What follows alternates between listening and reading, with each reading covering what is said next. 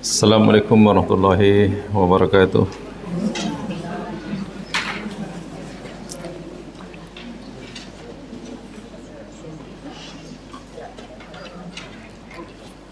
Alhamdulillah nahmaduhu nasta'inuh wa natubu ilaihi wa nastaghfiruh wa na'udzu billahi min syururi anfusina wa min sayyiati a'malina.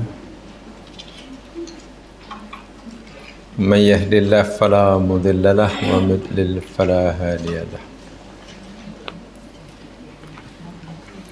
Asyhadu an la ilaha illallah wahdahu la syarika lah wa asyhadu anna Muhammadan abduhu wa rasuluh.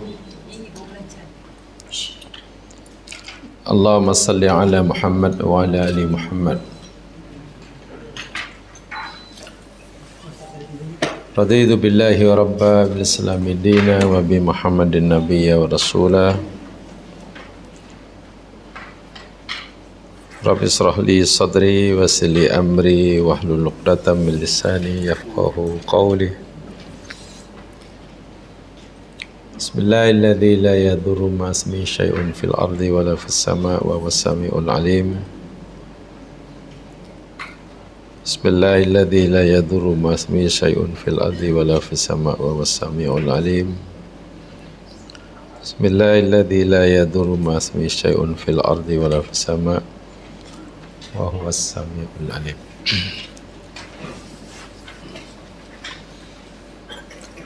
Muslimin muslimat yang dirahmati Allah sekalian,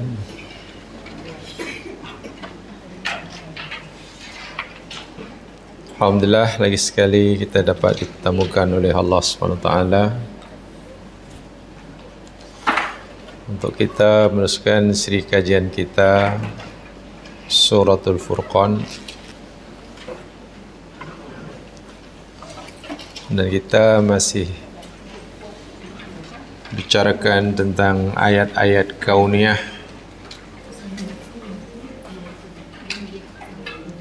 ayat-ayat yang memberitahu kita tentang keagungan kekuasaan Allah dan kesempurnaan nikmatnya.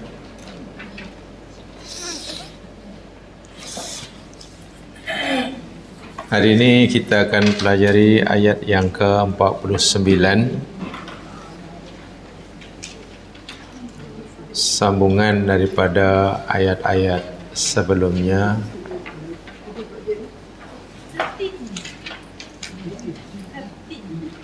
Berkaitan dengan nikmat Allah yang berupa air.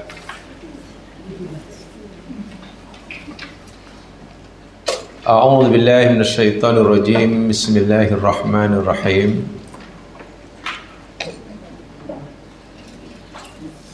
Linuhyiya bihi baldatan maita wa nusqiyahu mimma khalaqna an'ama wa anasiyya katsira.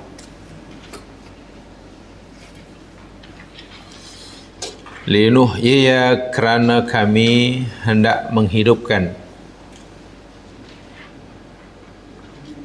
bihi, dengan sebab ia, ba ini namanya ba sababiyah, terjemahannya dengan sebab.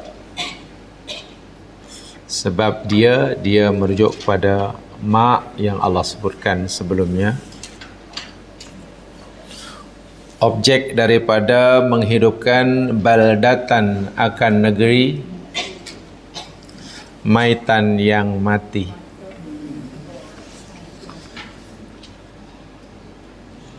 Kalau yang mati itu benda yang bernyawa seperti manusia dan berakal, disebut mayyit, yaknya ada tasdid, mayyit, orang mati, mayyit. Tapi kalau yang mati itu benda yang tidak bernyawa atau benda yang bernyawa tapi tidak berakal, seperti mana hayawan, lembu, kambing, ataupun pokok mati, atau bumi mati. Bahasa Arabnya atau bahasa Qur'annya mait. Mait. Contoh kan, jadi kalau ada dua dari sama daripada mata yang mutu maut, jadi ada yang jadi mayyitun, ada yang jadi maitun.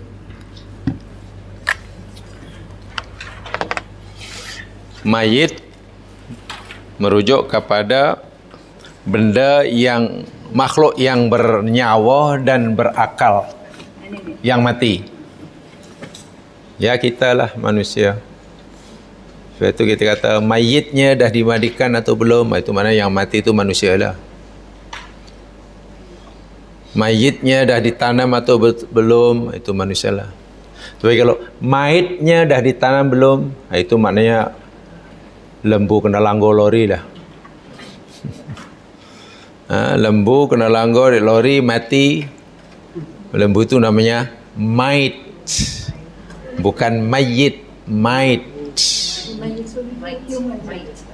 Ya, begitulah.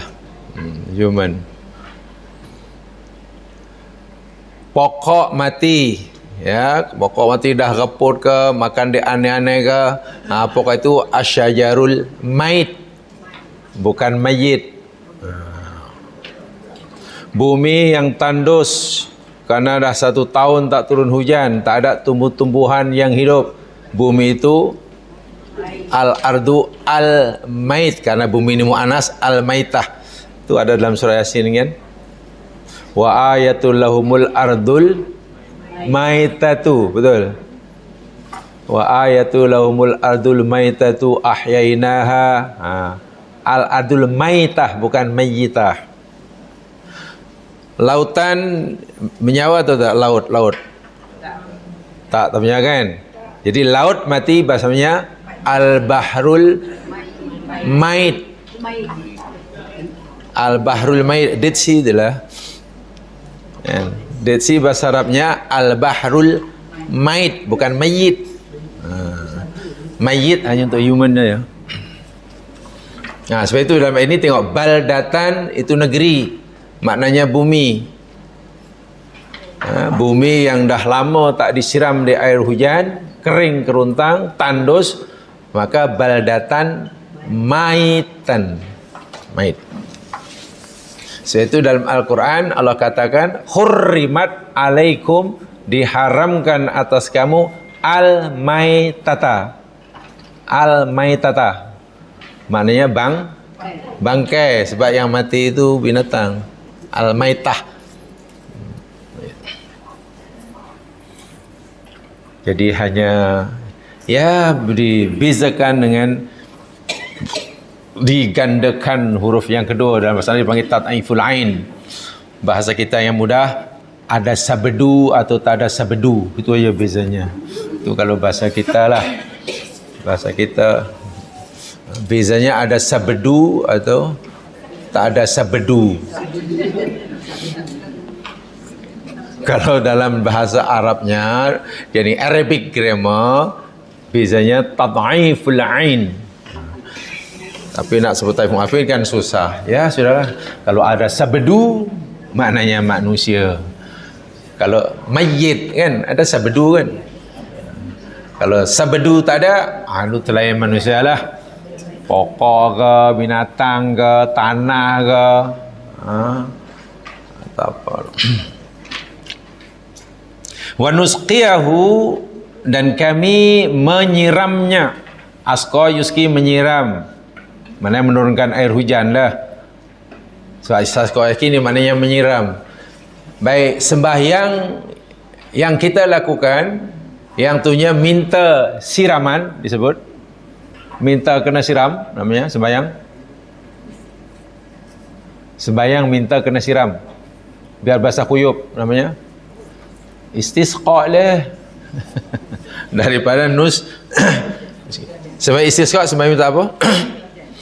Ya, bahasa awamnya bisa udan, mana minta kena siram, kan lama panas ya, ketika siram lah. Kan daripada tu sin, qaf, ya. root wordnya sin, qaf, ya.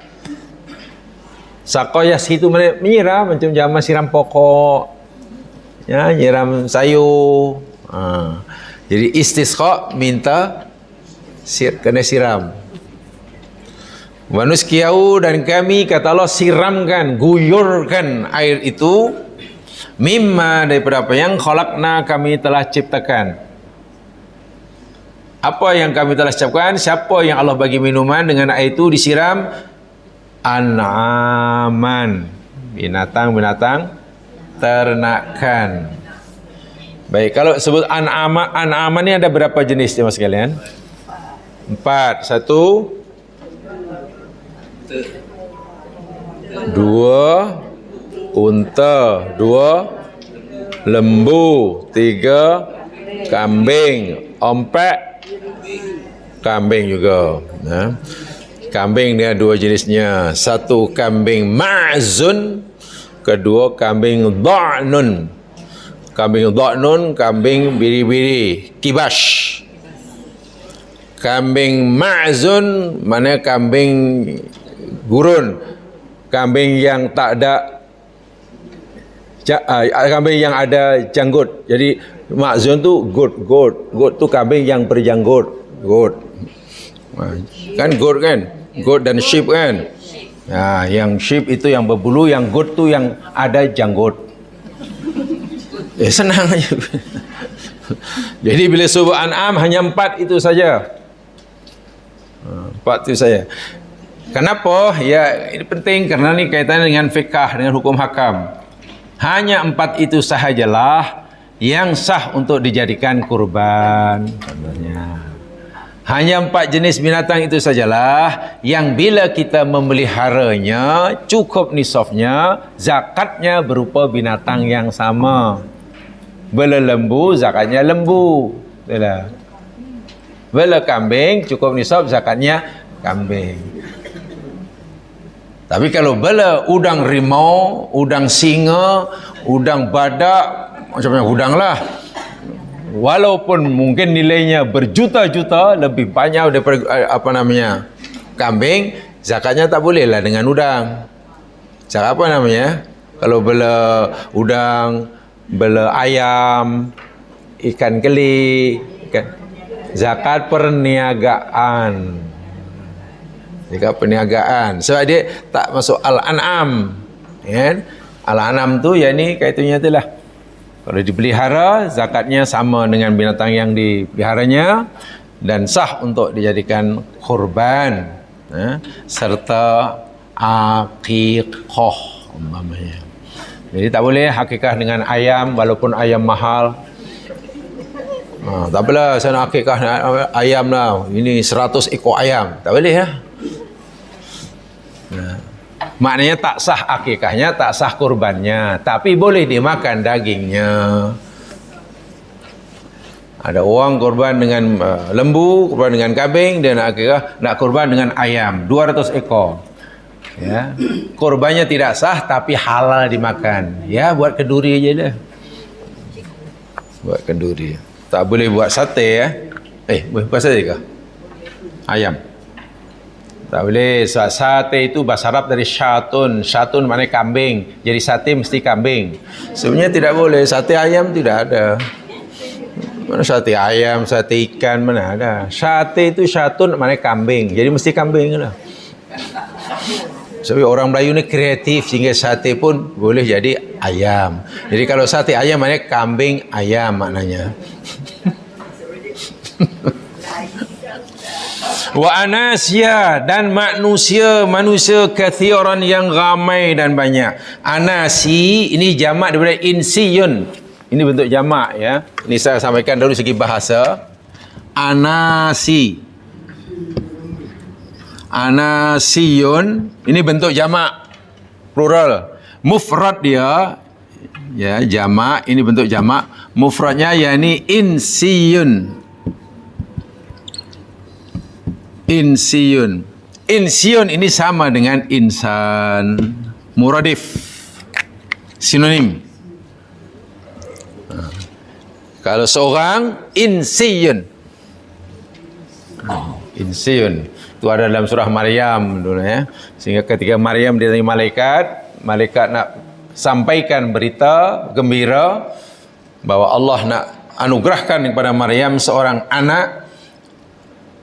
Maryam terkejut kerana bagaimana mungkin ia akan punya seorang anak sedangkan ia belum berkahwin dan bukan perempuan jahat. Dan malaikat yang datang itu menjelma menjadi insiyun. Jadi malaikat itu bukan di alam yang gaib, tapi menjelma menjadi manusia yang sempurna. Sehingga Maryam alaihissalam semakin takutlah didatangi lelaki yang tidak dikenalnya, tak dijemputnya, tiba-tiba ada di mihrabnya. Mufrad insiun, jamak anasi. Baik. Di dalam ayat sebelumnya cerita tentang air hujan. Salah satu dari tujuan, hikmah, manfaat air hujan diturunkan, Allah kata linuhyiya. Sama ada lam itu namanya lam taklil. Kalau lam taklil maknanya kerana kami hendak menghidupkan. Itu namanya lam taklil. Baik, ini untuk memperkaya bahasa ya. Di situ ada apa? Linuhyiya, betul. Linuhyiya, ni lam ni. Di situ terjemahnya apa? Ada terjemah tak? Ya. Apa lam itu terjemahnya? Untuk. Kerana. Kami.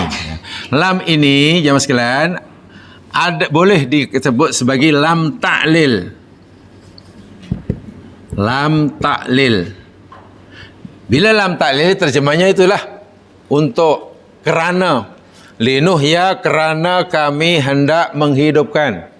Itu namanya kalau lamnya lam taklil. Tapi lam ini juga boleh disebut sebagai lam ghayah. Lam ghayah. Kalau lam ghayah terjemahannya akhirnya, kesudahannya, akibatnya. Maksudnya kami telah turunkan air daripada langit. Kami turunkan air dari langit, kata Allah dalam ayat sebelumnya kan. Linuhyiya, akibatnya, akhirnya, kesudahannya, kami menghidupkan dengan air itu akan bumi yang mati. Jadi boleh diterjemahkan dua tu. Kerana pun boleh, kalau kerana namanya lam taklil, atau akhirnya. Sebab dengan turunnya hujan, apa akibatnya? Bila air hujan sudah turun, apa akibatnya? Boleh bumi jadi itu namanya lam ghayah. Itu dari segi bahasa.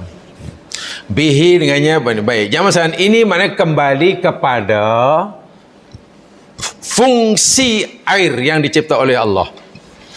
Jangan lupa minggu lepas telah kita pelajari salah satu daripada fungsi dan peran air yang Allah sebutkan di dalam surah Al-Anbiya ayat dalam surah Al-Anbiya ayat Allah SWT ayat berapa?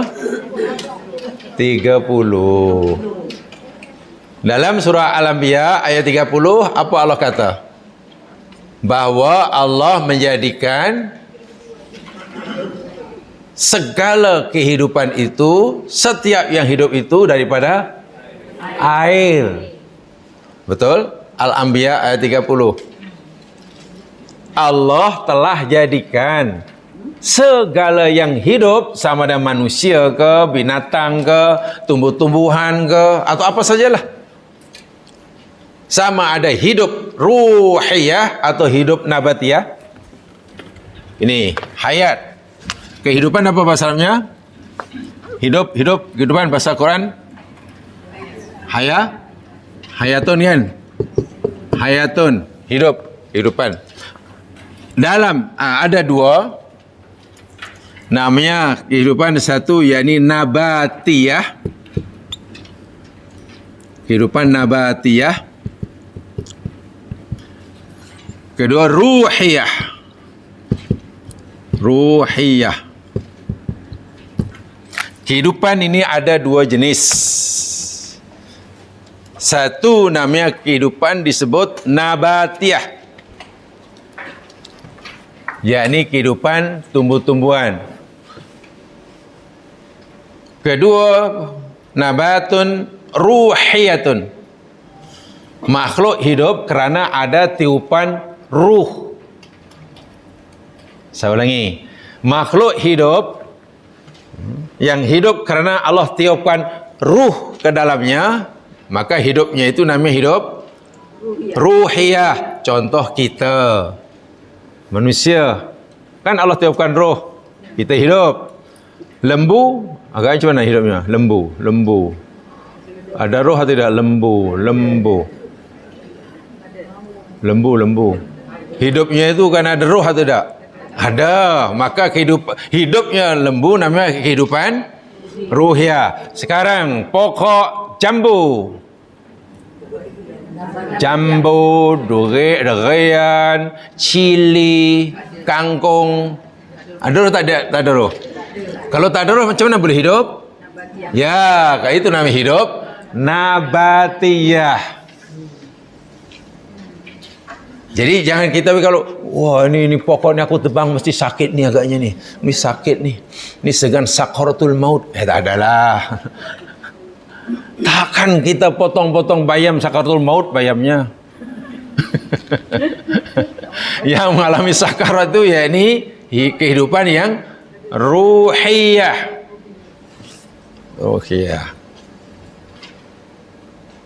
Yang kalau ikut Al-Quran, ikut hadis Nabi, ikut hadis Nabi tepatnya, yakni ditiupkan roh itu setelah janin berumur berapa? Menurut hadis sahih. Kita mengalami hidup ruhiyah, yakni kerana ditiupkan roh ke dalam badan kita semasa kita masih berupa janin. Umur kita masih itu berapa? Menurut hadis. Kalau bahasa hadisnya begini, 3 kali 40 hari. Itu bahasa hadis. 3 kali 40 hari. So berapa bulan? 4 bulan. Ini bahasa hadis ya. Kenapa 3 kali 40 hari? Sebab Nabi kata 40 hari pertama kita berupa nutfah. Masuk 40 hari yang kedua, nutfah berubah menjadi alaqah. 40 hari yang ketiga, alaqah berubah menjadi mudghah. Dan bila jadi mudghah sudah mulai diciptakan tulang dan jaringan sarafnya. Lalu Nabi kata Allah berikan malaikat untuk tiup roh. Maknanya lepas 3 kali 40 hari janin atau kita masa itu di rahim ibu kita sudah hidup. Dan hidup itu disebut kehidupan selepas 3 kali 40 hari itu hidup ruhiyah kerana sudah ada roh. Baik, semasa kita bentuk nutfah, kita hidup atau tidak? Nutfah. Masa nutfah tu dah ada sel belum? Sel ada. Sel hidup atau mati? Okey, hidupnya sel itu hidup yang mana? Nabatiyah. Alhamdulillah faham betul itu. Tu faham betul itu. Pandai. Sayang saya tak dapat hadiah. tak bawa. Sel tu hidup ya mas sekalian. Kan? Jadi kita baru umur 1 bulan sudah hidup. Kan ada sel kan, Masya Allah. Daripada satu sel namanya nutfah. Nutfah itu satu sel kan. Zygote. Kemudian berpecah jadi 2 jadi 4 jadi 8 jadi 16 jadi 30. Sudah hidup tu. Tapi hidupnya bukan karena tiupan ruh. Bukan hayat ruhiyah, tapi hayat Tak kiralah hayat itu hayat nabatiah ke, hayat ruhiyah ke, itu puncanya adalah karena ada ayo. Betul? Karena ada ayo. Ada ayat.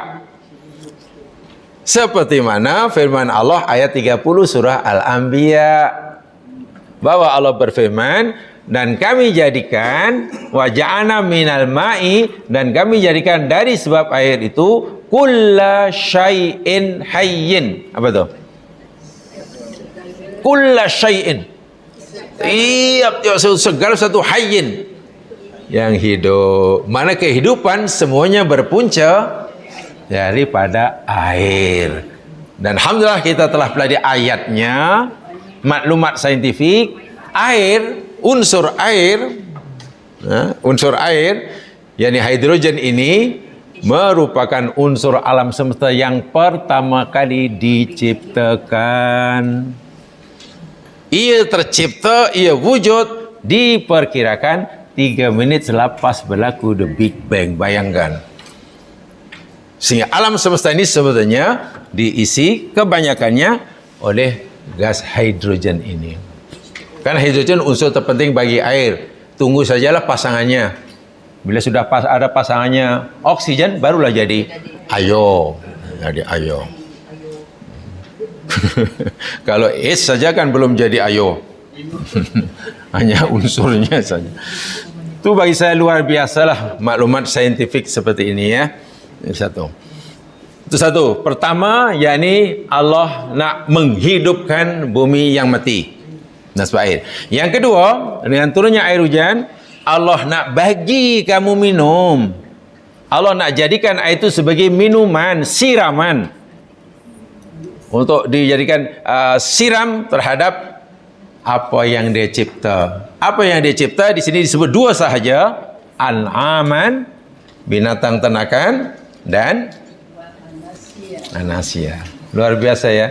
An'am dan anasia Allah cipta daripada air. Untuk mengekalkan kelangsungan hidupnya pun perlukan air. Kita dicipta dari air, untuk pastikan kita terus hidup bergantung pada air. Masya Allah, subhanallah. Baik, kalau ini bermakna air merupakan nikmat Allah yang sangat besar. Kalau kita ingin dalami lagi, dari ma'un. Dari air kita dicipta. Maknanya asalnya tidak ada, kita tidak ada menjadi ada. Itu nikmat apa namanya? Ada masih ingat? Nikmat air. Dari air kita diciptakan. Daripada tiada menjadi ada. Nikmat apa? Ada yang masih ingat? Daripada menjadi ada, daripada ada menjadi ada, dan berasal daripada air. Nikmat apa namanya? Nikmat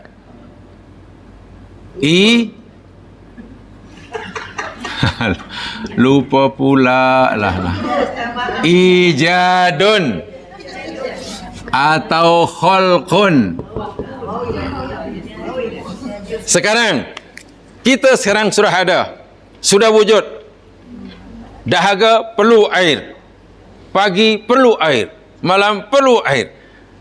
Air yang kita perlukan untuk memastikan kita dapat hidup, maka air menjadi nikmat. Air yang fungsinya untuk mengekalkan supaya kita terus hidup. Nikmat apa tu? Tadi air yang dengan air kita menjadi ada. Dicipta daripada tiada, nikmat ijad atau khalqu. Air yang fungsinya untuk memastikan kita terus hidup. Terus hidup dengan nikmat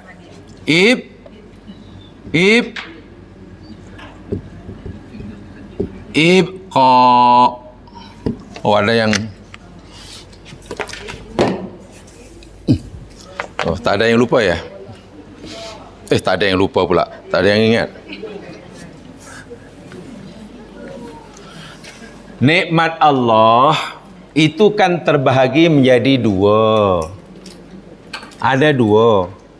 Dari satu aspek, pembagian dari sudut yang lain, nikmat Allah terbagi jadi dua. Satu namanya nikmat ijad atau khalqi, boleh, khalqun boleh, ijad boleh. Nikmat ijad itu nikmat yakni penciptaan. Asalnya kita tiada, lalu Allah adakan. Itu nikmat yang besar tu.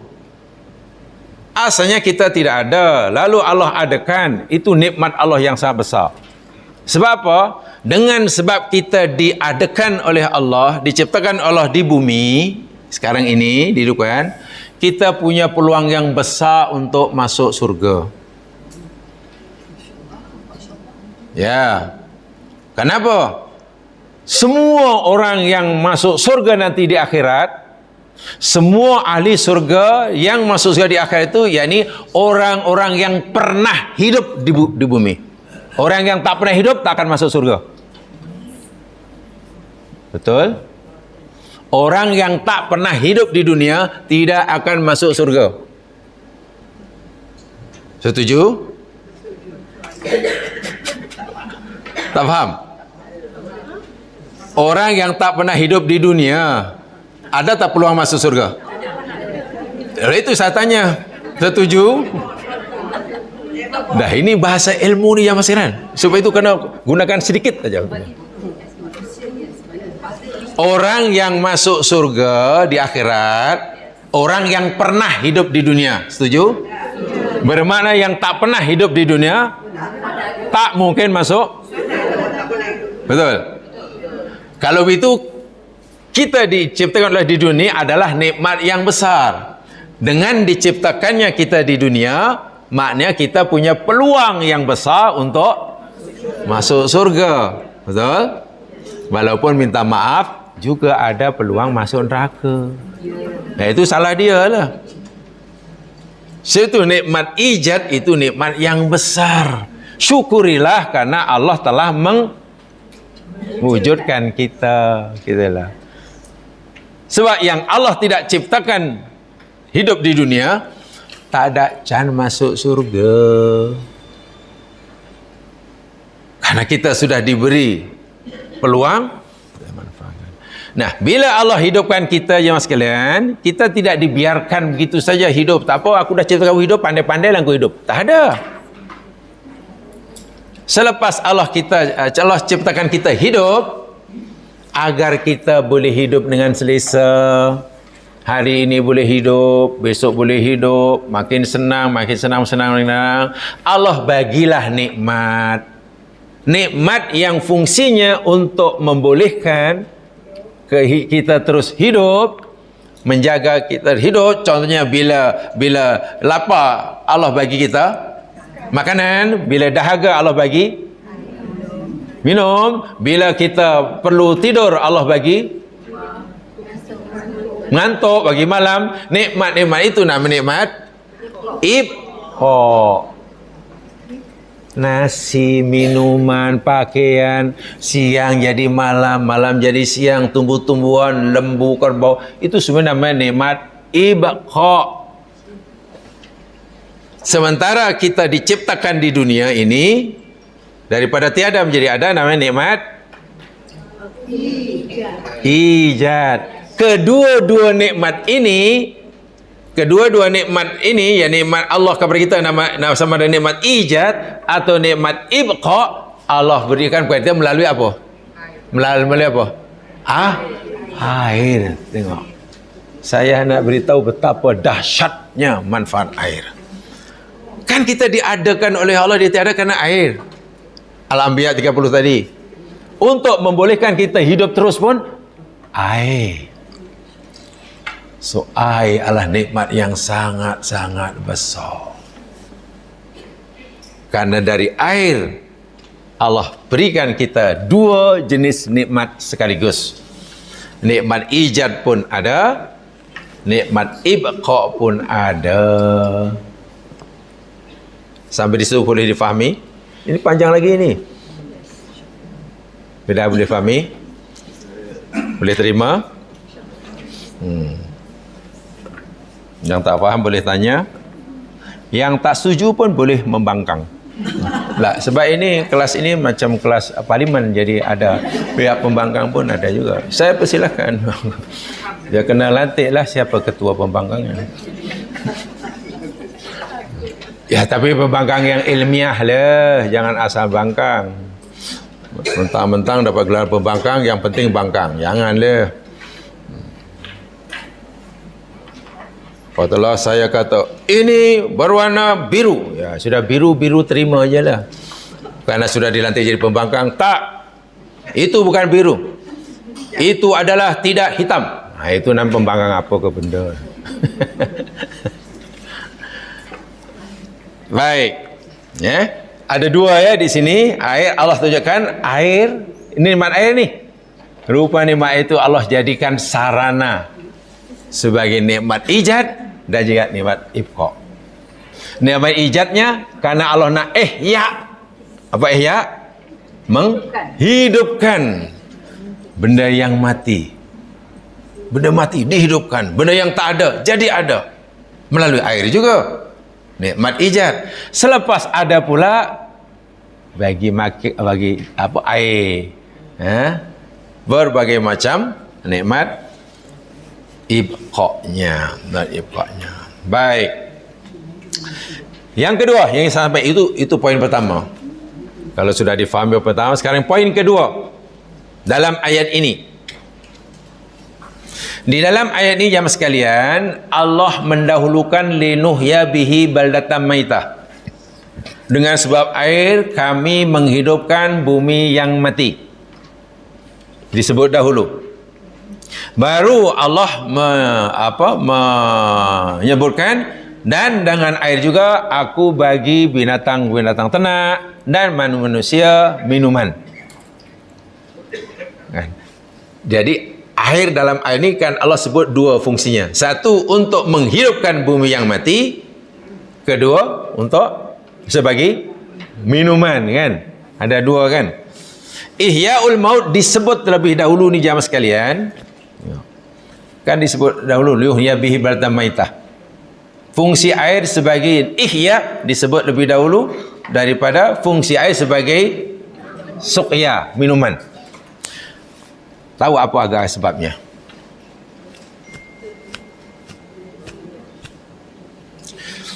Ya mas sekalian, sebabnya manusia atau hayawan bergantung hidup menurut sunatullah.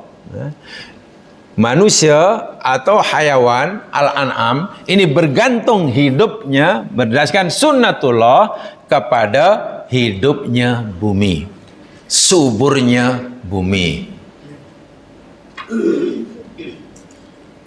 Kalaulah bumi ini mati, ya penghuninya pun shadaqallahul azim. Jadi penting dihidupkan dahulu bumi. Sebab bila bumi sudah dihidupkan dengan air, baru Allah sebut air yang selebihnya aku bagi kamu untuk kamu minum. Artinya apa? Ini kita buat andaian. Jika sekiranya bumi ini Allah sudah suburkan dengan pelbagai tumbuh-tumbuhan, buah-buahan, kemudian air yang kita minum katalah tak ada, insya Allah kita masih boleh hidup. Sebab banyak buah-buahan yang ada air. So, lebih penting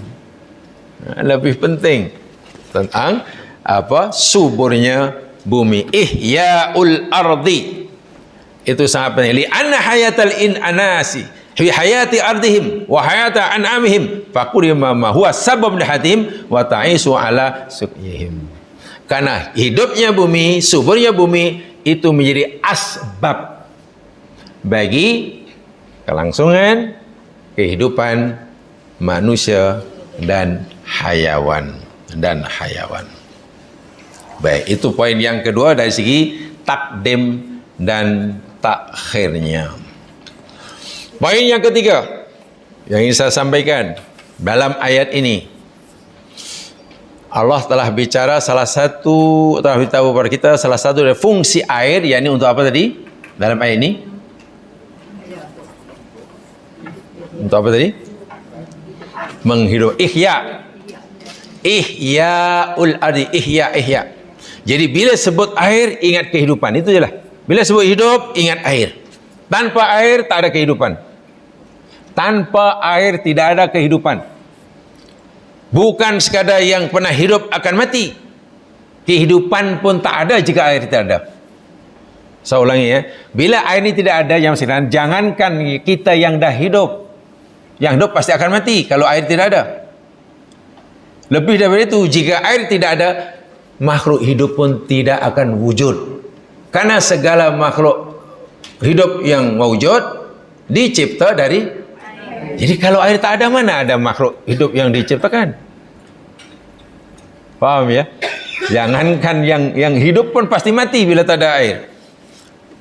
Tak ada air, makhluk hidup pun tidak wujud. Sebab itu Allah Subhanahu Wa Taala suruh kita renungkan sedalam-dalamnya tentang air ini. Kalau kita fahami ayat ini ya Mas, saya yakin kita akan meremang. Syaratnya sedari betul lah. Sebab yang beri amaran Allah Subhanahu Wa Taala yang menguasai air. Lihat surah Al-Mulk ayat 30.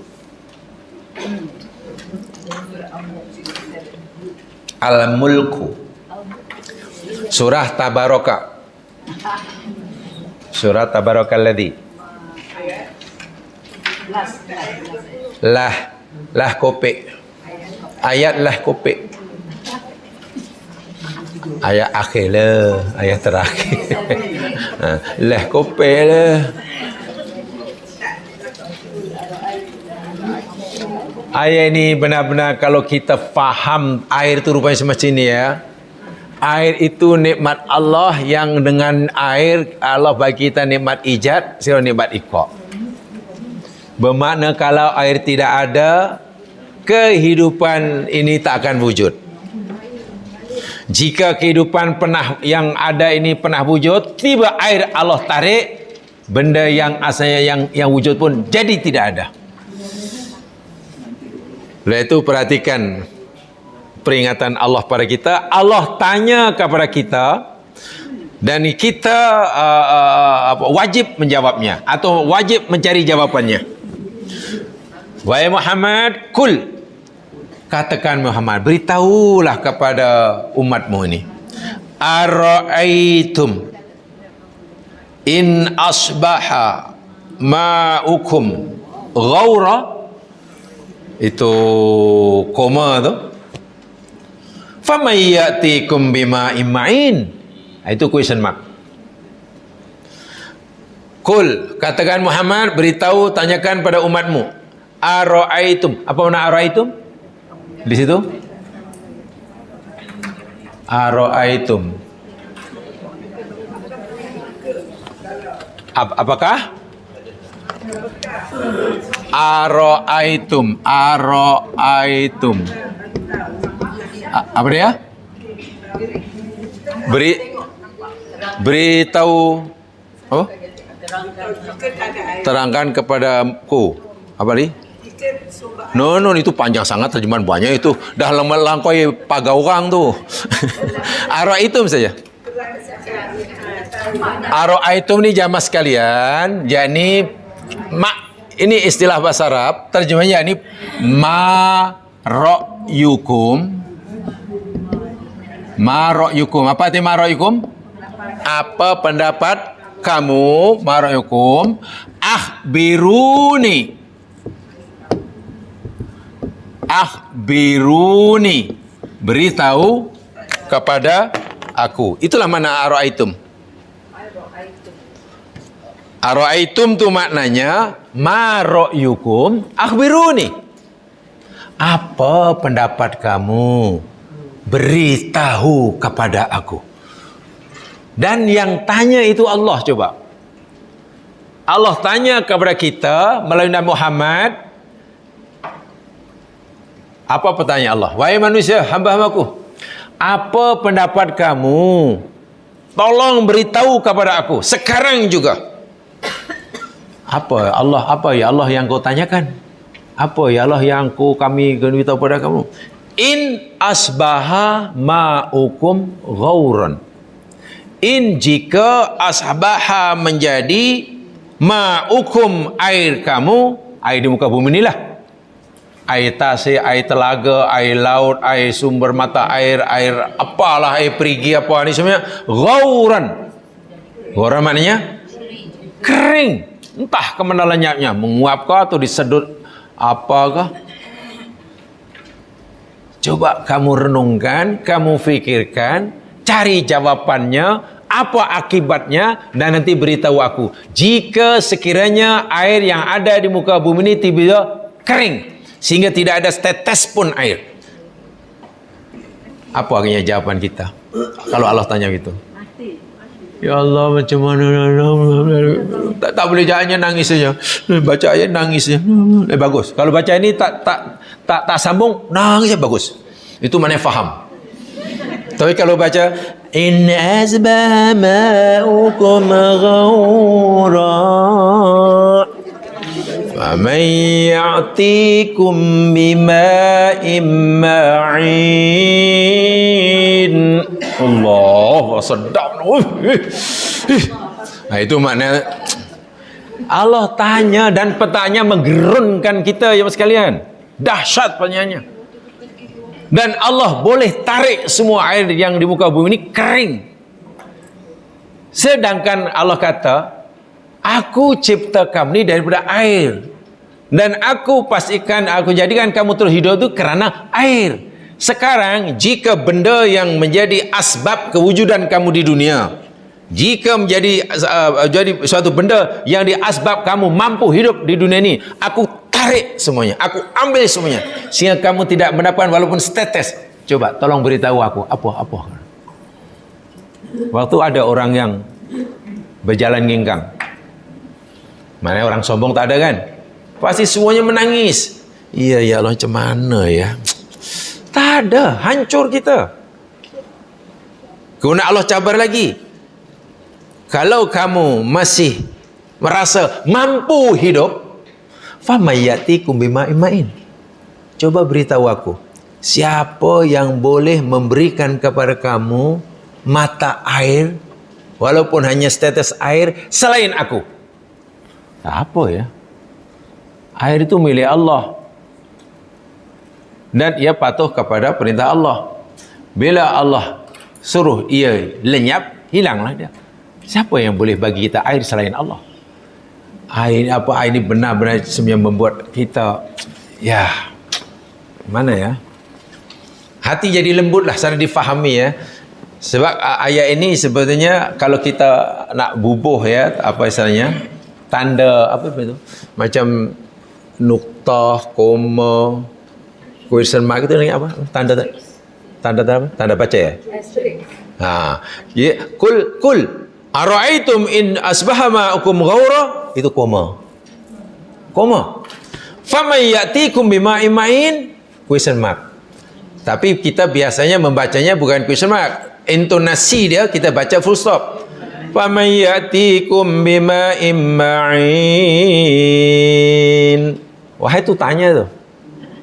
Sebetulnya faman ya'tikum bima'in ma'in. Takkan kita tanya full stop.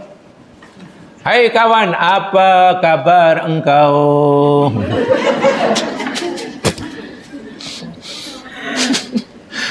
Tanya mesti apa khabar? Kau semak lah. Apa khabar? Awak sehat ke? Awak sehat ke? Allahu Akbar walillahil hamd.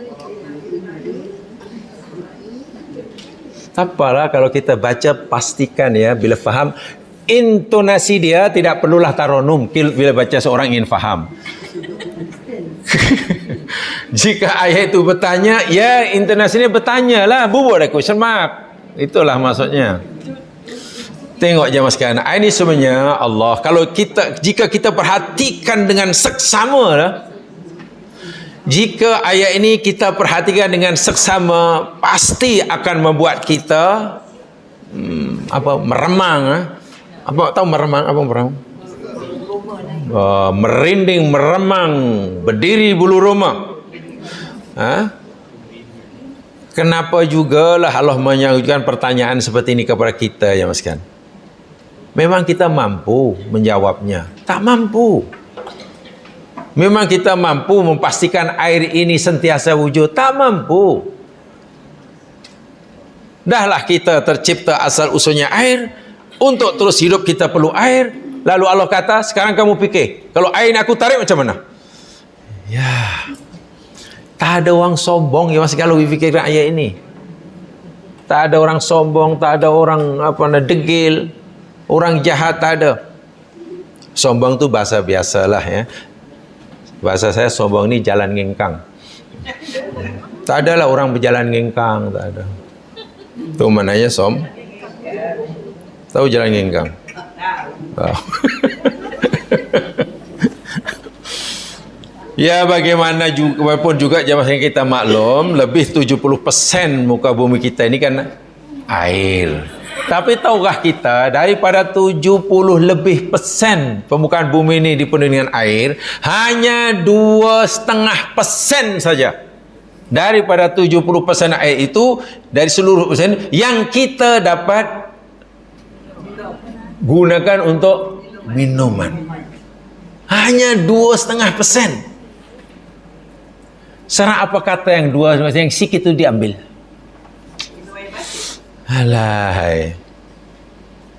Subhanallah. Itu pun kita kongsi dengan tumbuh-tumbuhan, kongsi dengan binatang. Dan yang lebih menakutkan ya masalah, air yang dapat kita minum itu yakni bersumber daripada ya sungai-sungai, kan, telaga, tasik yang minta maaf hari demi hari bertambah hari. Ya, keadaan air sungai bukan makin elok ya, makin tercemar sana, tercemar sini dan lain sebagainya. Jadi sebetulnya jemaah sekalian, bila Allah sebut air seperti ini, sangat dahsyat ini, karena kita maklum air adalah satu dipanggil apa ya, sumber alam semesta yang tak terhingga banyaknya, yang sangat besar manfaatnya. Jadi dipanggil apa ya, sumber alam yang kaya, yang ya infinite resource lah air ini. Lebih utama daripada durian. Iya. Lebih utama daripada Ferrari. Lebih penting daripada banglo. Iya. Punyalah banglo sebesar mana, bukan semana. Coba kalau tak ada air, macam mana? Allahu Akbar. Sebab itulah jemaah sekalian, air dicipta oleh Allah untuk kita, manusia, kehidupan kita, dan juga kehidupan makhluk-makhluk yang lain. Kerana kita pula dicipta daripada air, di dalam Al-Quran Allah telah beritahu kita tentang fungsi air. Ya. Ada 4 fungsi besar air menurut Al-Quran. Ada 4 fungsi air menurut Al-Quran.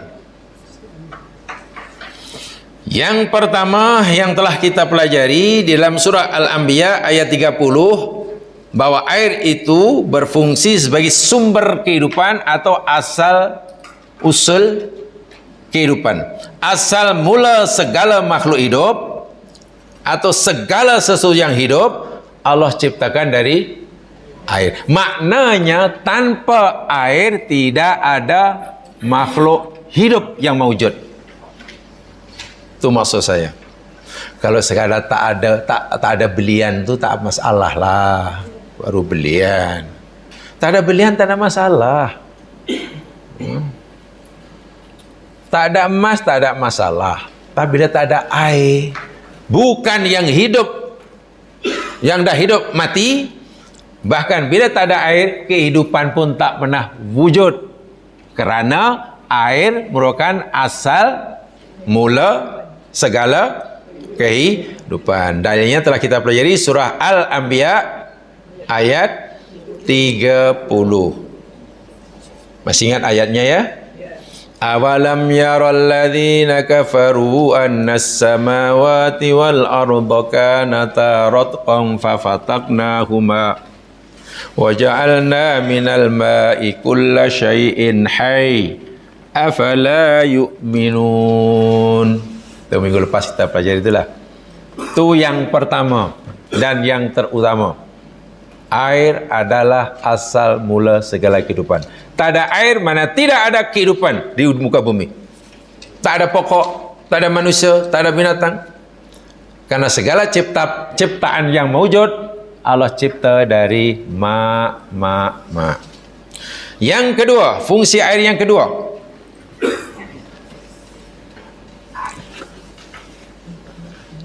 Yang kedua, air berfungsi sebagai alat atau sarana pemeliharaan dan pelindungan. Memelihara dan melindungi bagi tanah. Apa dipanggil itu? Pemeliharaan dan melindungi tanah, apa istilahnya? Konservasi. Konservasi tanah. Bahasa Arabnya konservasi, bahasa putihnya conservation. Conservation bahasa putih kan? Melayu konservasi. Senang aja. Sebab institution jadi institusi. Action aksi. Situation situasi. Senang bahasa Melayu paling senang pula.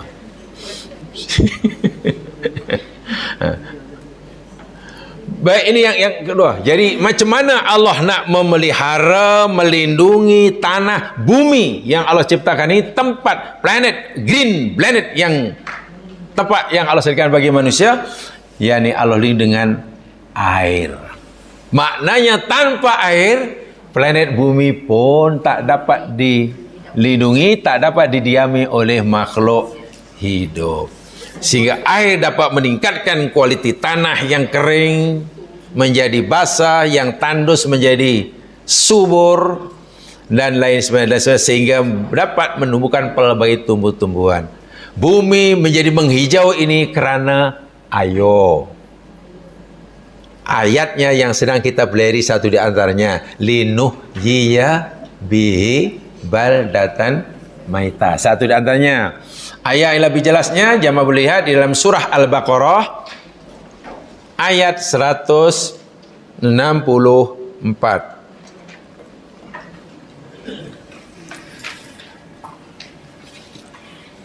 Al-Baqarah 164. Di situ Allah menjelaskan kepada kita fungsi air yang kedua, yakni sebagai konservasi. Al-Baqarah 164. Inna fi khalaqis samawati wal ard, sesungguhnya dalam penciptaan beberapa langit dan bumi, waqtilafil laili wan nahari, dan silih pergantian malam dan siang. Nomor 2. Nomor 3, wal fulkil lati tajri fil bahri bima yanfa'un nas, dan bahtera yang berlayar di lautan dengan membawa apa-apa yang memberi manfaat bagi manusia. Itu nomor 3. Nomor 4, wa ma anzalallahu minas sama'i min ma'in, dan apa yang Allah turunkan daripada langit berupa air. Itu nomor 4. Fahya bihil arda mautiha, maka atau lalu Allah menghidupkan dengan sebab air itu bumi selepas matinya. Ini dia. Dengan sebab turunnya air hujan, Allah hidupkan bumi selepas kematiannya. Daripada kering menjadi basah, daripada tandus menjadi subur, sehingga memungkinkan kehidupan yang sempurna. Dan inilah fungsi air sebagai konservasi bumi. Wa batha fiha min kulli dabah, masya-Allah. Dengan sebab bumi sudah hidup, maka Allah taburkan, sebarkan di atas muka bumi tiap-tiap binatang yang melata. Mula daripada yang paling kecil sekali mungkin, yang dabah itu makhluk Allah yang bergerak ya. Asal bergerak namanya dabah. Ima di darat ke, di dalam bumi ke, di udara ke, di laut, namanya dabah. Termasuk manusia, yang besar maupun yang kecil. Itu wujud kerana bumi sudah hidup. Maknanya sebelum bumi hidup, yakni sebelum Allah hidupkan dengan air, dabah ini tidak wujud. Dabah wujud kemudian. Dabah dicipta oleh Allah kemudian selepas bumi dihidupkan. Faham ya? Dan hidupnya bumi pula kerana air. Masya Allah. Bagaimana caranya agar bumi ini sentiasa basah? Wa tasrifir riyah was sahab. Ini caranya. Ayat berikutnya, ayat Allah. Dan Allah lah yang tasrifir riyah,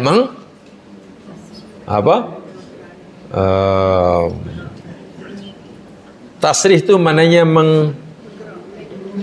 menggerakkan sekaligus menukar. Awan, udara digerakkan dan Allah tukar arahnya, kadang ke selatan, ke utara. Kan angin ini bertukar-tukar arahnya ya.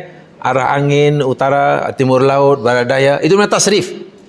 Jadi bukan hanya menggerakkan tapi juga menukar-nukar arah gerakannya.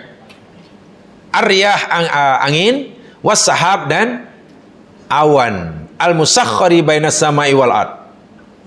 Yang ditundukkan di antara langit dan bumi. Semua itu la ayatil liqaumi yaqilun, tanda kebesaran Allah sekaligus tanda nikmat Allah yang sempurna bagi kaum yang berakal. Masya Allah. Satu di antaranya air tadi. Air tadi. Dengan sebab airlah bahtera berlayar, membawa pelbagai barangan yang manfaat bagi manusia. Bumi menjadi hidup. Dengan hidupnya bumi lalu Allah ciptakan kehidupan berupa dabbah, mula daripada yang paling halus hingga yang paling besar, dan silih berganti ya kehidupan. Dulu bumi ini dikuasai penduduk pribumi jutaan tahun lalu, lebih kurang 400 juta tahun yang lalu. Pribumi bukan manusia, bukan manusia, 400 juta tahun dahulu, yakni dinosaur. Masa dinosaur wujud, manusia ni belum ada.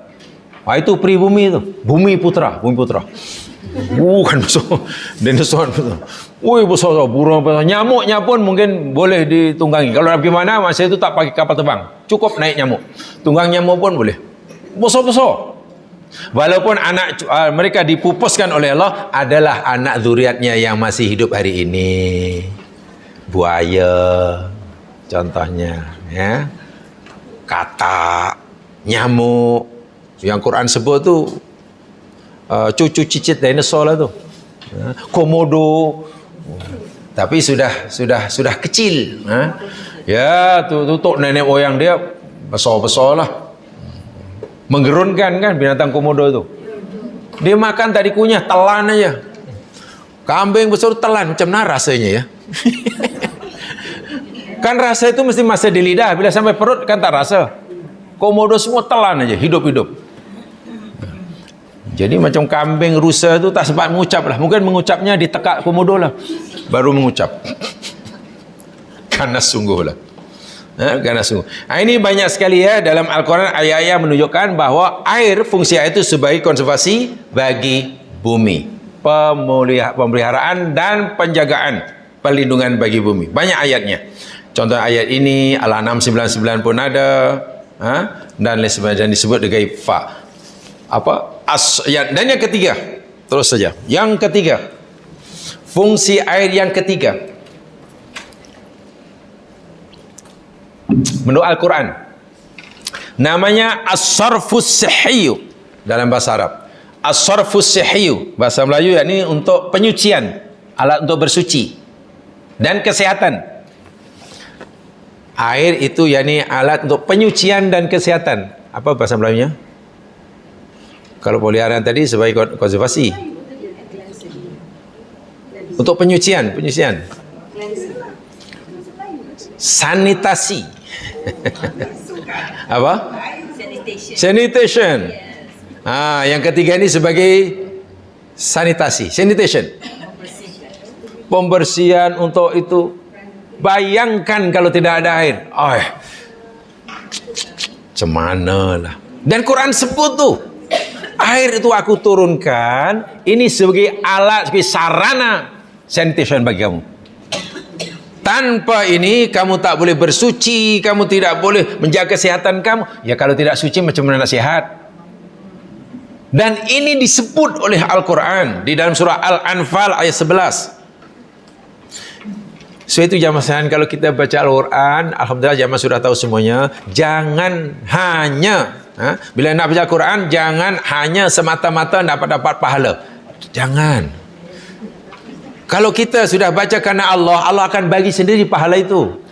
Tak payah saya niat mesti dapat pahala. Sudah niat kerana Allah, Allah akan bagi pahala. Baca Al-Quran hendaklah kita, kerana Quran ini ilmu, kitab ilmu. Allah nak beritahu kita ilmu. So itu bila baca, pastikan ayat yang kita baca itu menambahkan kita mungkin satu ilmu. Baca 2 ayat dapat 2, macam itulah. Contoh baca surah Al-Anfal ayat 11 ini. Kalau niatnya hanya untuk dapat pahala, ya saya tak kata rugi ya. Tetapi kalau kita baca Quran sudah kerana Allah, insya-Allah Allah bagi pahala. Sedangkan Al-Anfal ayat 11 ini, Masya Allah, Allah memberitahu kita fungsi air sebagai sanitation. Lihat ayatnya. Id yuwashshikumun nu'asa amanatan min. Ini cerita ketika perang Badar. Ya. Sedia maklum perang Badar umat Islam hanya 300 lebih, hendak menentang musuh 1000 lebih. Dari segi persenjataan jauh, dari segi pengalaman jauh, boleh dikata di atas kertas orang Muslim kalahlah. Itulah kali pertama orang Islam berperang. Atau mungkin itulah orang-orang Islam kali pertama gaduh. Sementara musuhnya kafir Quraisy itu sudah kenyang dengan pengalaman gaduh. Mereka biasa gaduh dah turun-temurun dah. Senjata mereka lebih lengkap, jumlah mereka lebih ramai. Jadi tentulah cemas ya. Di atas kertas pasti kalah lah. Apalagi padang di Badar itu jemaah sekalian, padang pasir. Bayangkan jika peperangan itu kata berlangsung beberapa hari baru minggu, sedangkan air tidak ada, macam mana coba? Susah. Air itu kehidupan. Sekuat manapun tentera, jika bekalan air tak cukup, ya lemahlah. Nah, untuk mengatasi kecemasan ini, orang Islam cemas, takut, khawatir. Maka malam hari peperangan tidak berlaku ya. Peperangan pada zaman Nabi dahulu itu hanya siang aja. Bila malam berhenti, automatically berhenti. Terbenam matahari dah semua balik tidur dah. Iya. Sekarang perang mana tunggu tak kenal masa, siang malam hari raya pun boleh perang. Bahkan orang mungkin sedang berkenduri pun dibom. Jadi peperangan pada zaman moden langsung tak beradab. Pada zaman Nabi beretika. Orang kafir melantik bagi tiap-tiap suku seorang pemuda. Suku sana ambil ketuanya pemuda, seorang pemuda untuk mengepung rumah Nabi ketika Nabi nak dibunuh kan di Makkah. Mereka kepung rumah Nabi di Makkah. Nabi ada di dalam dan mereka menghendaki nyawa Nabi. Kenapa tak ditendang aja pintu rumah Nabi? Pintu Nabi bukan macam pintu rumah kita. Ditendang pun roboh apa? Lagi pula kalau diintai-intai pun Nabi ada di dalam. Tapi kenapa mereka menunggu Nabi keluar? Karena dia tahu itu etika dia. Mereka merasa bersalah bila membunuh musuh di rumahnya. Itu kesalahan besar bagi mereka. Tidak boleh. Ini di rumah dia, mana boleh kita bunuh? Kalau kita nak gaduh, kena di luar, di kawasan yang bebas ya. Jadi beradab sungguh. So itu ditunggu Nabi keluar. Nabi nak keluar, bingung macam mana nak keluar. Tapi Allah turunkan pertolongan. Allah hantar kepada mereka, atau mereka, tentera Allah yang menurut kita paling lemah. Bukan Jibril, bukan. Bukan unta gila, bukan. Mengantuk. Allah panggil, Tok, mengantuk loh. Tok, kau jumpai itu pemuda-pemuda yang kepung rumah Nabi ku? Bila mereka sudah mengantuk macam mana coba? Pegang tombak pun jatuh. Jadi bila mengantuk macam nah, tengah mengantuk itulah Nabi diarah oleh Allah keluar rumah. Tenanglah. Masya Allah, mengantuk tu tentera Allah yang luar biasa je Mas. Boleh melemahkan yang kuat. Bayangkanlah katalah tentera-tentera penceroboh yang memandu pilot fighter jet katalah, yang punya pengalaman terbang sekian ribu jam katalah dengan tiba mengantuk semuanya macam mana? 10 kapal terbang mengantuk semuanya. Tak payah ditembak jatuh kapal terbang tu. Nah, dalam keadaan macam itu, cemas, takut macam mana nak menghadapi musuh 1000 orang. Air pula tak ada. Kalau jika perang berlarutan hingga seminggu macam mana. Dan kerana cemas itu, Allah yughashyiakumun nu'as. Allah liputkan, tutupkan pada kamu, wahai tentera Badar, nu'as. Apa nu'as? Nu'as. Mengantuk. Begini ya mas sekalian ya. Kalau jamaah katalah menguap, kita menguap, itu tanda apa ya? Tanda ngantuk kan? Agak kalau kita menguap macam tu, lepas itu kita sedang driving, bahaya atau belum? Kalau sekadar belum kan? Mengantuk yang macam tu namanya sinatun. Tu ada dalam ayat kursi itulah. La ta'khudhuhu sinatun. Sinatun macam tu. Bila mengantuk sinah ini menjadi lebih ini, kata daripada macam tu. Sudah mulai sehingga pegang pen pun terjatuh. Walaupun sesaat dua, namanya nu'as. Baik, sekarang kalau kita memandu kereta nu'as, bahaya tidak? Bahaya, ini boleh masuk gaung ni. Tapi kalau ni sinah, insya-Allah belumlah. Ya hanya gitulah. Paling-paling begitu. Walaupun tidak digalakkan. Nu'as ini, kan nu'as katalah 1 2 menit pen jatuh, terjaga lagi. Lepas itu nu'as makin teruk, bertukar menjadi naum. Naum itu bukan mengantuk lagi dah. Kalau tadi ya naum ni, kalau nu'as mungkin masih boleh pegang pen lah walaupun jatuh. Kalau naum ni pegang apa yang boleh? Ya tu. Naum ini kalau okeylah, naum 1 jam, 2 jam, 3 jam, naum lah tu. Tapi kalau dah 5 jam langsung tak apa? Tak jagalah. Ada bom meletup pun tidak jaga. Itu maknanya naum mil al jufun. Mil'ul jufun. Jufuni. Deep sleep. Orang Bangsar panggil deep sleep, orang Kota Damansara panggil mil al jufun. Itu orang Melayu, orang kampung saya panggil tidur mati. Faham ya, tidur mati ya. Dan biasanya jemaah sekalian, orang bermimpi, mimpi yang seronok yang ini biasanya ketika orang mil al jufun itulah. Yang mungkin hanya dalam saat atau minit-minit terakhir kena jaga. Kalau baru mengantuk itu belum mimpi. Itu hanya terbayang masa jaganya aja.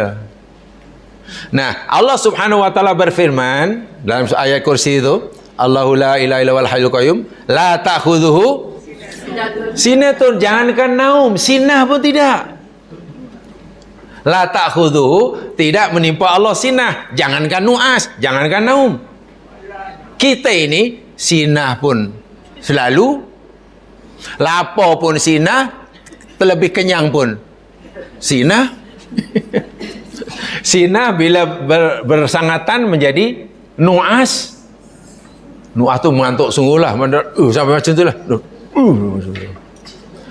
Bila mengantuk berpanjangan, nu'as berpanjangan jadi naum. Bila naum dah tidur mati, mil al-jufun. Wah, itu anak sampai menyambar pun tak jaga tu lah. Bahasa Melayu ada nama-namanya. Kalau sinah bahasa Melayu apa? Mengantuk. Nu'as?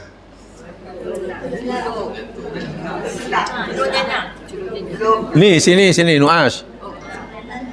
Mengantuk. Naumun? Tidur. Nil fajufun?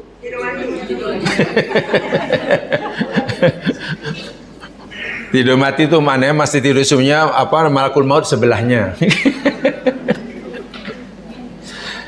Jadi masa perang Badar, orang mukmin cemas-cemas takut-takut tu untuk menghilangkan rasa takut, cemas, hati tak tentu arah ni, Allah bagi nu'as. Bila sudah nu'as jemaah sekalian, amanatan, tengok. Nu'as itu akan menimbulkan amanah. Mana amanah? Rasa aman, tentram. Orang banyak masalah, kemudian mengantuk dan tidur, hilang tak masalahnya? Sebab itu kalau ada masalah, tidurlah.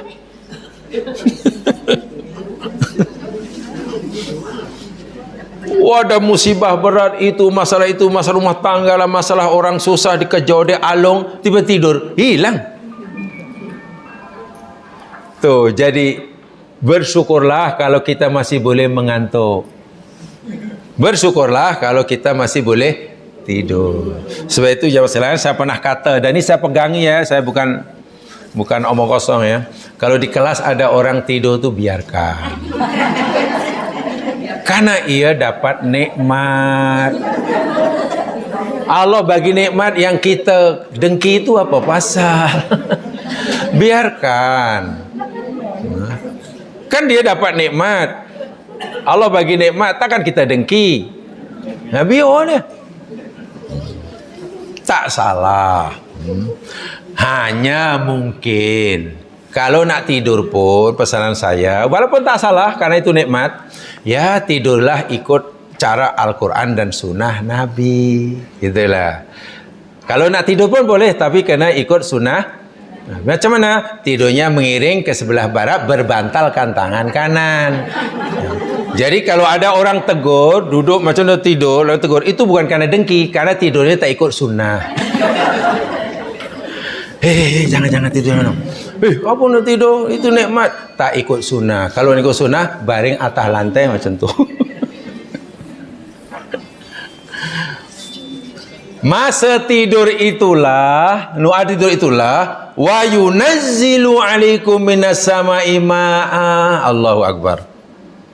Dan Allah menurunkan ke atas kamu minas sama'i, dari langit, ma'an, air. Ketika orang Islam sedang tidur malam hari itu, turun hujan. Peliknya hujan itu jamaah sekalian, karena orang mukmin waktu itu mengambil tempat, posisi dia dekat dengan telaga, takungan air. Jadi air itu memenuhi telaga air lah. Sementara orang kafir ini hujan karena mereka tidak ada macam kolam macam itu. Jadi hujan yang menimpa mereka hanya membasahi tanah mereka, sehingga tanah yang mereka berada ini bertukar menjadi lumpur. Sehingga bila mereka bangun nak jalan jadi susahlah, lumpur, macam orang berjalan di tengah bendang macam mana. Si mukmin pula kawasannya walaupun hujan tetap padat, sementara air hujan memenuhi kolam. Tengok nikmat hujan. Dengan tidur mereka hilang rasa takut. Karena khawatir macam mana kalau peperangan berlanjutan macam mana air. Bangun tidur air pula dah banyak. Tujuannya apa Allah turunkan air? Liyutahhirakum bih. Tengok. Kerana Allah hendak membersihkan kamu dengan air tersebut. Satu. Yang kedua, wa yudhiba ankum rijas syaitan. Dan kerana Allah hendak menghilangkan daripada kamu kotoran-kotoran syaitan. Kotoran syaitan ini maknanya bisikan syaitan dalam hati orang mukmin itulah. Syaitan membisikan pada orang mukmin, tengok, kalau betul lah kamu ini ikut agama yang benar, kenapa kamu sekarang susah? Kamu akan dikalahkan oleh tentera kafir bila-bila masa.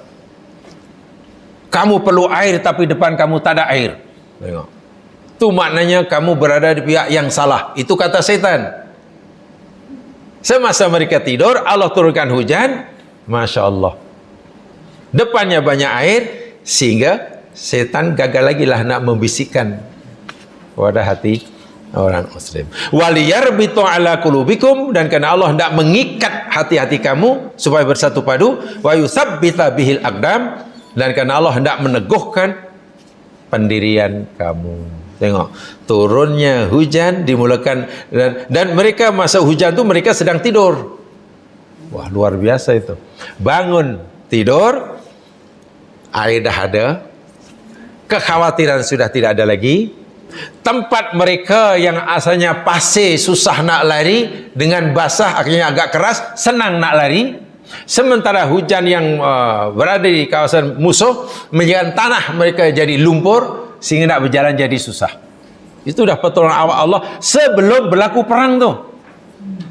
Ini sebelum berlaku peperangan, sehingga orang mukmin semakin mantap pendiriannya, semakin kuat perpaduannya, yarbitu ala qulubikum, semakin kuat tekadnya, yusab bil aqdam. Itu modal bantuan Allah sebelum berlaku perang, sehingga 300 dapat mengalahkan 1000. Baik, kembali kepada fungsi air dalam ayat ini. Li yutahhirakum, apa artinya? Air itu kami turunkan, kata Allah, li yutahhirakum bih. Allah hendak menyucikan. Inilah yang tadi saya katakan sebagai sanitation tu. Kita bayangkan kalau air tidak ada, ayo susahnya. Air, tak ada air 3 hari semua mengeluh, susah lah tak ada air. Lebih baik tak ada api daripada tak ada air, kata orang. Lebih baik tak ada api lagi. Elektrik tak ada, tak apa, air tak. Lalu Allah tukar, air cukup tapi elektrik blackout 1 minggu, susahnya. Lebih baik tak ada air daripada ada api. Susah ya manusia ni. Faham ya? Ini sarfus sihhi dalam bahasa Arabnya, sanitation, ya. Jadi untuk apa ya, sangat penting. Nak solat kan perlukan air, nak mandi perlukan air, nak bersuci perlukan air, nak masak perlukan air. Ya, mana hidup kita ni tidak boleh berpisah dengan adanya air ini. Mungkin orang kata, yalah kalau tak ada air, nak butuh tak ada air kan boleh tayamum. Masanya berapa lama kita hanya tahan tayamum? Sekali 2 boleh lah, tapi kalau 2 tahun, masanya kita perlukan air bukan hanya untuk berwuduk sahaja. Kalau kita perlukan air hanya untuk berwuduk, katalah, dan air tak ada, boleh tayamum. Tapi air kan hanya bukan untuk berwuduk. Fungsi air sangat banyak. Inilah jadi, Allahu Akbar. Tolong dinikmati ya. Ini yang ketiga. Dan yang keempat, ya sekalian, yang terakhir, air ini oleh Allah dalam Al-Quran ya. Ini saya tak cerita dalam bahasa sekarang, bukan bahasa dunia. Ini saya cerita dengan apa kata Quran. Kalau dengan apa tanya kepada pakar air dunia, macam-macam dalam fungsinya. Berdasarkan Al-Quran, fungsi air yang keempat ini Allah selalu jadikan air ini sebagai simbol. Sebagai simbol ya, bagi surga, ketakwaan, dan rahmat Allah subhanahu wa ta'ala. Air Allah jadikan satu simbol bagi surga yang Allah sediakan kelak di akhirat. Sebab itu kalau kita baca ayat tentang surga yang Allah sediakan, salah satu nikmat surga yang Allah selalu sebut apa? Surga itu macam mana? Surga yang mengalir di bawah. Mesti itu je sekalian. Surga yang mengalir di bawah sungai. Itu pun disebut ada sungai daripada air tawar, air susu, air madu, air arak. Allahu Akbar. Air, air dan air. Di saat itu nikmat apa namanya? Zahiriyah namanya. So di surga ini ada nikmat batiniyah. Nikmat zahiriyah, air, makanan, minuman, pakaian, gelang emas. Itu nikmat zahiriyah lah. Pelayan-pelayan yang saya melayani. Nikmat batiniyah di surga, yakni la khaufun alaihim walahum yahzanun. Itu nikmat batiniyah. Ahli surga itu dibebas oleh Allah daripada rasa takut dan sedih. La yasmauna fiha lagwan tasima, mereka tak dengar ucapan lagau dan dosa, illa qilan salaman salama. Mereka sentiasa rasa selamat, aman, tentram, damai, harmoni. Itu nikmat rohani. Neraka pun demikian juga. Kalau di surga ada nikmat zahiriyah, ada nikmat batiniyah. Di neraka pun ada siksa zahiriyah, ada siksa batiniyah. Siksa zahiriyah, siksa jasadiah di neraka punya. Setiap kali kulit mereka terbakar, melecur, kami ganti dengan kulit. Nah itu siksa zahiriyah lah tu. Kan? Mereka dibagi minuman daripada ma'in syadid umpamanya. Ma'in hamim. Mau tahu ma'in syadid? Syadid. Jamaah sudah baca itu Al-Qur'annya tu. Syadid. Sod itu minta maaf ya, terjemahan aslinya sod itu yakni minuman yang dibuat daripada apa namanya ni bukan rebusan ya, apa dipanggil ya macam jus begitulah, macam jus, minuman jus tapi bukan daripada kelapa ataupun oren, bukan di blend tapi blend daripada isi perut ahli neraka. Itu di blend, lalu keluarnya pula daripada luka mereka, minta maaf, bercampur nanah. Itu namanya sodid. So dal ya dal, sodid. Orang neraka bila disuruh minum, Quran kata la yakadu yusihuhu. Nak telan tak boleh, nak luah pun tak boleh. Sejuk, apa namanya, panas pula, bukan sejuk, panas. Jadi waktunya tu bila itu siksa zahiriyah. Baik, air adalah simbol. Allah kata selalu jadikan simbol sifat surga. Lihat satu di antaranya, surah Muhammad ayat 15. Ada 4 ya fungsi air menurut Al-Quran yang disebut. Surah Muhammad ayat 15. Surah yang keberapa tu? Muhammad 47.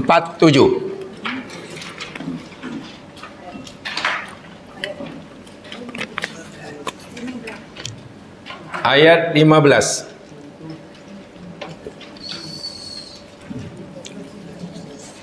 Mathalul jannati allati wu'idal muttaqun. Perumpamaan surga. Tengok Allah kata perumpamaan. Disediakan simbol lah ni. Jadi supaya kita dapat bayang, tapi surga tidak seperti mana yang kita bayangkan. Perumpamaan surga yang dijanjikan kepada orang-orang yang bertakwa itu adalah fiha anharun. Di dalam surga itu ada sungai-sungai. Bukan sebatang anak sungai, tapi sungai-sungai. Sungai-sungai jenisnya apa? Satu, mimma in ghairi asin. Terdiri pada sungai-sungai yang mimma daripada air, ghairi asin. Air yang tidak asin. Asin bukan masin.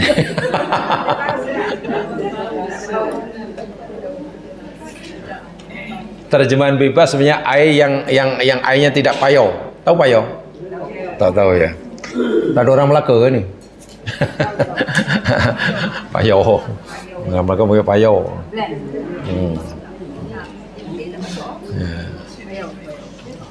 Ya, mana sedap lah gitu aja lah. Ini kaitan dengan rasa.